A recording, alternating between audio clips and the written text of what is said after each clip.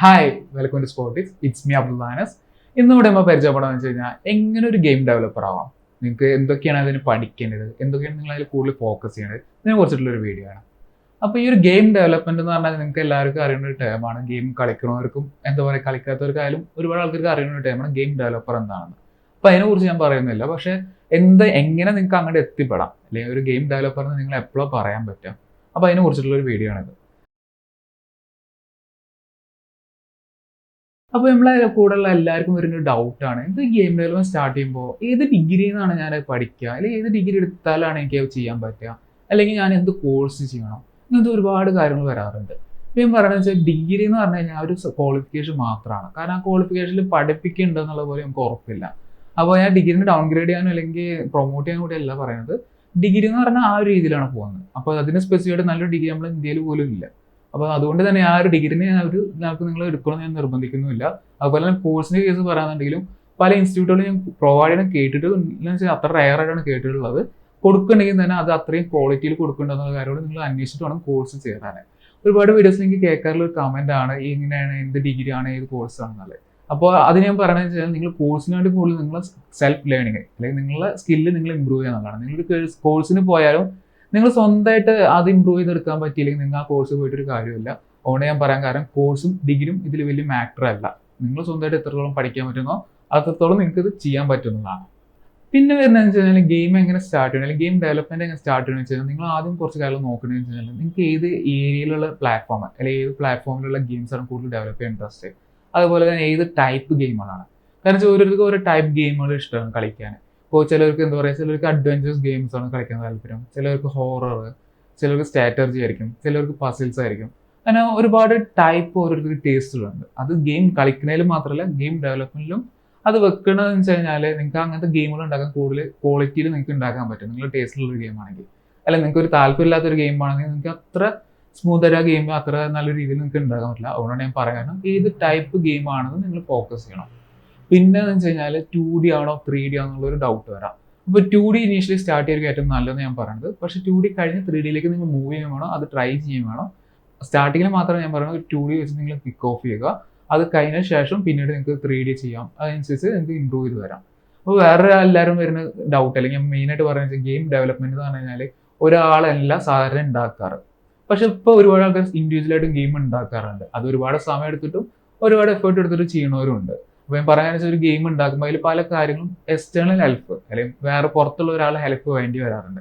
നിങ്ങൾ നോക്കിക്കഴിഞ്ഞാൽ ഗെയിമിന്റെ സൗണ്ട്, അപ്പോൾ സൗണ്ടിനെ നമ്മൾ എന്താ പറയുക, സൗണ്ട് ചെയ്യാൻ അറിയുന്ന ഒരാൾ അല്ലെങ്കിൽ സൗണ്ടിന്റെ ഡെവലപ്പ് ചെയ്യുക അല്ലെങ്കിൽ അങ്ങനത്തെ സൗണ്ട് ക്രിയേറ്റ് ചെയ്യാൻ പറ്റുന്ന ആൾക്കാരായിട്ട് നമുക്കൊരു കണക്ഷൻ അല്ലെങ്കിൽ അങ്ങനത്തെ ഒരു കമ്മ്യൂണിറ്റി അല്ലെങ്കിൽ ഗ്രൂപ്പ് ക്രിയേറ്റ് ചെയ്തെങ്കിലാണ് നിങ്ങൾക്ക് ഒരു നല്ലൊരു ഗെയിം ഉണ്ടാക്കാൻ പറ്റുള്ളൂ, അല്ലെങ്കിൽ നല്ലൊരു സൗണ്ട് നിങ്ങൾ ഗെയിമിൽ കൊണ്ടുവരാൻ പറ്റുള്ളൂ. അതേപോലെ തന്നെ എന്താ പറയുക, ഒബ്ജക്ട്സ്. ഇപ്പോൾ നിങ്ങൾ ഗെയിം ഡെവലപ്മെന്റ് തുടങ്ങുമ്പോൾ നിങ്ങൾക്ക് പ്രോജക്ട്സ് എന്താ പറയുക, പ്രോഗ്രാമിങ് ചെയ്യാൻ അറിയാം, നല്ല രീതിയിൽ കോഡ് ചെയ്യാനൊക്കെ അറിയാം. അപ്പോൾ അങ്ങനത്തെ ഒരാളാണെന്നുണ്ടെങ്കിൽ നിങ്ങൾക്ക് ഈ ഒബ്ജക്ട്സ് എന്താ പറയുക സ്വന്തം ഒരു ക്രിയേറ്റ് ചെയ്യാൻ ചിലപ്പോൾ അറിഞ്ഞു തരില്ല. അപ്പോൾ അങ്ങനത്തെ നല്ലൊരു ഒബ്ജക്ട്സ് ക്രിയേറ്റ് ചെയ്യുന്ന ഒരാളെ നിങ്ങൾക്ക് കൂടെ ഒരു കമ്മ്യൂണിറ്റി അല്ലെങ്കിൽ ഒരു കൂടെ ഉണ്ടാവുക എന്ന് പറഞ്ഞാൽ നല്ലൊരു കാര്യമാണ്. അപ്പോൾ അങ്ങനെ ഓരോ ഏരിയകളും ഓരോരുത്തർക്കാണ് കൂടുതലായിട്ട് ഗെയിമിൽ പോവാറ്. അത് സ്വന്തമായിട്ട് ചെയ്യണവരുണ്ട്. ഞാൻ പറയുന്നത് ഈ ഒബ്ജക്ട്സ് എല്ലാ കാര്യവും നിങ്ങൾക്ക് വേണമെങ്കിൽ അസറ്റ്സ് ആയിട്ട് പേ ചെയ്തിട്ടും അല്ലെങ്കിൽ ഫ്രീ ആയിട്ടും നിങ്ങൾക്ക് എടുക്കാവുന്നതാണ്. അപ്പോൾ അത് നിങ്ങളെ ഇൻട്രസ്റ്റ് ആണ്. ഞാൻ പറയുന്നത് നിങ്ങൾ ഇന്നത് തന്നെ ചെയ്യണമെന്ന് നിർബന്ധിക്കുന്നില്ല. പക്ഷെ നിങ്ങൾ ഒരു ഇനീഷ്യലി നിങ്ങൾ ഗെയിം ചെയ്യുമ്പോൾ അല്ലെങ്കിൽ നിങ്ങൾ സ്വന്തമായിട്ട് പഠിക്കുന്ന സമയത്ത് ഫ്രീ അസറ്റ്സ് ഫോളോ ചെയ്യുക എന്നുള്ളതാണ് ഞാൻ പറയുന്നത്. കാരണം വെച്ചാൽ നിങ്ങൾ പേ ചെയ്യും വേണ്ട, നിങ്ങൾക്ക് ഇന്റർനെറ്റിൽ ഒരുപാട് ഫ്രീ അസറ്റ്സ് സൈറ്റ്സ് ഉണ്ട്. അപ്പോൾ അത് വെച്ച് നിങ്ങൾക്ക് ഫോളോ ചെയ്ത് പോകാവുന്നതാണ്. അപ്പോൾ അങ്ങനെ ഒരു ഫ്രീ അസറ്റ്സ് നിങ്ങൾക്ക് ഫോളോ ചെയ്ത് കഴിഞ്ഞാൽ കൂടുതൽ നല്ലൊരു ഇത് കിട്ടും. അപ്പോൾ അങ്ങനെ ഒരു ഇത് പോവാം. പിന്നെ അതുപോലെ തന്നെ നിങ്ങൾക്ക് നല്ല സ്റ്റോറീസ്, ഗെയിം സ്റ്റോറീസ് അല്ലെങ്കിൽ ഗെയിം എങ്ങനെ വർക്ക് ചെയ്യണം, അങ്ങനത്തെ കുറച്ച് കാര്യങ്ങൾ നിങ്ങൾ ക്രിയേറ്റ് ചെയ്ത് വെക്കുന്നത് നല്ലതാണ്. അതുപോലെ തന്നെ നിങ്ങളൊരു ഗ്രൂപ്പ് ഓഫ് പീപ്പിൾ ആയിട്ട് ചെയ്യാന്നുണ്ടെങ്കിൽ അത്രയും നല്ല ഗെയിംസ് നിങ്ങൾക്ക് ഔട്ട്പുട്ട് ആയിട്ട് കൊണ്ടുവരാൻ പറ്റും. അവിടെ തന്നെ ഞാൻ പറയുന്നുണ്ടെങ്കിൽ നിങ്ങൾക്ക് ഒരു ഗ്രൂപ്പ് ഓഫ് പീപ്പിൾ ആയിട്ട് ചെയ്യാം. നിങ്ങളുടെ ഫ്രണ്ട്സ് അല്ലെങ്കിൽ നിങ്ങൾ അറിയുന്ന ആൾക്കാർ, ഈ ചെയ്യാൻ അറിയുന്ന ഓരോ ഫീൽഡിലുള്ള ആൾക്കാരെ കൊടുത്തിട്ട് അവരെ കമ്പൈൻ ചെയ്തിട്ട് ഒരു നല്ല ഗെയിം ഉണ്ടാക്കാവുന്നതാണ്.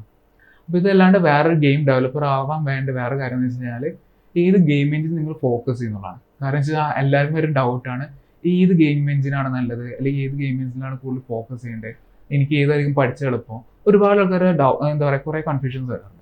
അപ്പോൾ ബെസ്റ്റ് കാര്യം എന്ന് പറഞ്ഞു കഴിഞ്ഞാൽ ഒരുപാട് ഗെയിം എഞ്ചിൻസ് അവൈലബിൾ ആണ്. അതിൽ ചിലത് പെയ്ഡ് ആണ്, ചിലതിന് യൂസ് ചെയ്യുന്ന പല റൂൾസ് ഉണ്ട്. അങ്ങനെ ഓരോ റെഗുലേഷൻസ് ഓരോ കാര്യങ്ങളും ഓരോ ഗെയിം എഞ്ചിനും ഉണ്ട്.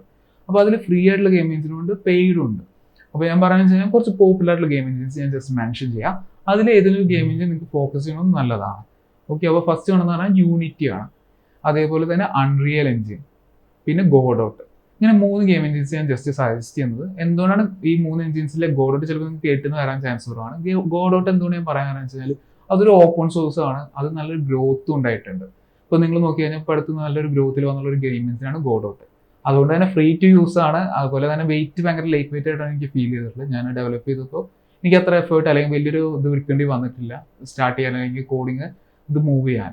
അതുകൊണ്ട് ഗോഡോട്ടും നല്ലതാണ്. അതുപോലെ തന്നെ ഒരു ബിഗിനറായിട്ട് സ്റ്റാർട്ട് ചെയ്യുമ്പോൾ എന്താ പറയുക യൂണിറ്റും നല്ലതാണ്. കാരണം അൺറിയൽ കുറച്ച് കോംപ്ലക്സ് ആയി നിങ്ങൾക്ക് ഫീൽ ചെയ്യാൻ ചാൻസ് ഉണ്ട്. ഈ അൺറിയൽ നിങ്ങൾ ഫോക്കസ് ചെയ്യുന്നുണ്ട്, നിങ്ങൾക്ക് ഇൻട്രസ്റ്റ് ഉണ്ടെങ്കിൽ നിങ്ങൾക്ക് ചെയ്യാവുന്നതാണ്. ഞാൻ അത് ഫോക്കസ് ചെയ്യുന്നതല്ല പറയുന്നത്. കുറച്ച് നല്ലതാണെന്ന് വെച്ചാൽ യൂണിറ്റും അല്ലെങ്കിൽ ഗോഡോട്ടും വെച്ച് നിങ്ങൾ സ്പെസിഫൈ ആയിട്ട് പോകുക എന്നുള്ളതാണ്. ഓക്കെ, അപ്പോൾ ഇതാണ് മെയിനായിട്ട് ഒരു ഗെയിം എഞ്ചിൻസ്. അതേപോലെ തന്നെ ഗെയിം അസറ്റ്സിന്റെ കാര്യം പറഞ്ഞതാണ്. ഗെയിം അസറ്റ്സ് എന്ന് പറഞ്ഞാൽ സൗണ്ടിന് ഒരാളെ ഹയർ ചെയ്യാം, അല്ലാന്നുണ്ടെങ്കിൽ നിങ്ങൾക്ക് ഒരു ആളെ പുറത്തുനിന്ന് എക്സ്റ്റേണൽ ആയിട്ട് എടുത്തിട്ട് ഒബ്ജക്ട്സ് ക്രിയേറ്റ് ചെയ്യാം, അല്ലാതെ നിങ്ങൾക്ക് തന്നെ ചെയ്യാമെന്ന് പറഞ്ഞിരുന്നു. അപ്പോൾ ഈ ഗെയിം അസറ്റ്സ് എന്ന് പറഞ്ഞാൽ എന്തൊക്കെ ടൈപ്പ് അസറ്റ്സ് വരുന്നത് വെച്ചാൽ ഒരുപാട് ടൈപ്പ് അസറ്റ്സ് വരുന്നുണ്ട്.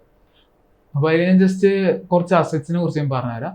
എന്താ പറയുക, സൗണ്ട്, ക്യാരക്ടർ, ഒബ്ജക്ട്സ്, മാപ്പ്, എൻവയോൺമെന്റ്, ഇത് ഒരുപാട് കാര്യങ്ങൾ വരാറുണ്ട്. അപ്പോൾ ഇതിലൊക്കെ എന്താണെന്ന് വെച്ച് കഴിഞ്ഞാൽ ചില അസറ്റ്സ് നിങ്ങൾക്ക് സ്വന്തമായിട്ട് ക്രിയേറ്റ് ചെയ്യാം, അല്ലാതെ നിങ്ങൾക്ക് പർച്ചേസ് ചെയ്യാം. അങ്ങനെ നിങ്ങൾക്ക് ഒരുപാട് റെഫർ ചെയ്തിട്ട് വേണം ഗെയിം ചെയ്യാൻ. അപ്പോൾ ഞാൻ പറയാൻ കാരണം വെച്ച് കഴിഞ്ഞാൽ ഈ അസറ്റ്സ് എന്ന് പറഞ്ഞാൽ നിങ്ങൾക്ക് പർച്ചേസ് ചെയ്യാവുന്നതാണ്, അല്ലാതെ ഫ്രീ ആയിട്ട് എടുക്കാവുന്നതാണ്.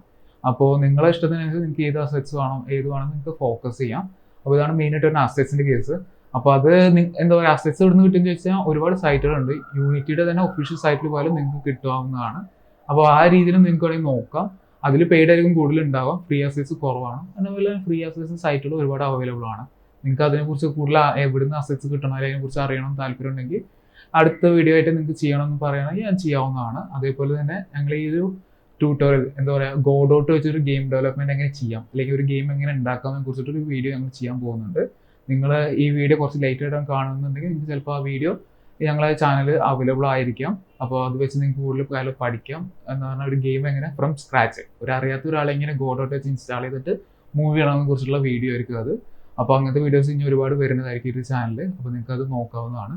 അതേപോലെ തന്നെ ഞങ്ങൾ ഗെയിം ഡെവലപ്പേഴ്സിന് വേണ്ടി നല്ലൊരു കമ്മ്യൂണിറ്റി ഡെവലപ്പ് ചെയ്യുന്നുണ്ട്, കേരള ഫോക്കസ് ചെയ്തിട്ട്. അപ്പോൾ അതിൽ നിങ്ങൾക്ക് ജോയിൻ ചെയ്യാവുന്നതാണ്. ആ കമ്മ്യൂണിറ്റി ജോയിൻ ചെയ്യാനുള്ള ഡീറ്റെയിൽസ് ഈ വീഡിയോയുടെ ഡിസ്ക്രിപ്ഷനിൽ കൊടുക്കുന്നതായിരിക്കും. അതല്ലാന്നുണ്ടെങ്കിൽ ഞങ്ങളെ കമ്മ്യൂണിറ്റിയിൽ കയറി കഴിഞ്ഞാലും ഞങ്ങൾ ഇപ്പോൾ ഓൾറെഡി ഉള്ള ഒരു കമ്മ്യൂണിറ്റി ഉണ്ട്, ഡീബഗ് വിത്ത് സ്പോട്ടിക്സ്. ആ കമ്മ്യൂണിറ്റിയിൽ കയറി കഴിഞ്ഞാലും നിങ്ങൾക്ക് അതിലേക്കുള്ള ലിങ്ക് അവൈലബിൾ ആയിരിക്കും. അപ്പോൾ ഒന്നെങ്കിൽ ഞങ്ങൾ ആ ഡെവലപ്പേഴ്സിന് വേണ്ടിയിട്ടുള്ള സ്പെസിഫിക് ആയിട്ടുള്ള കമ്മ്യൂണിറ്റിയാണ് കോഡ് വിത്തും ഡീബഗ് വിത്ത് സ്പോട്ടിക്സ് എന്ന് പറയുന്നത്. അപ്പോൾ അതിലേക്ക് നിങ്ങൾക്ക് നോക്കാം. അതേപോലെ തന്നെ ഗെയിമിന് കൂടുതലായിട്ട് ഫോക്കസ് ചെയ്യുന്നുണ്ട്.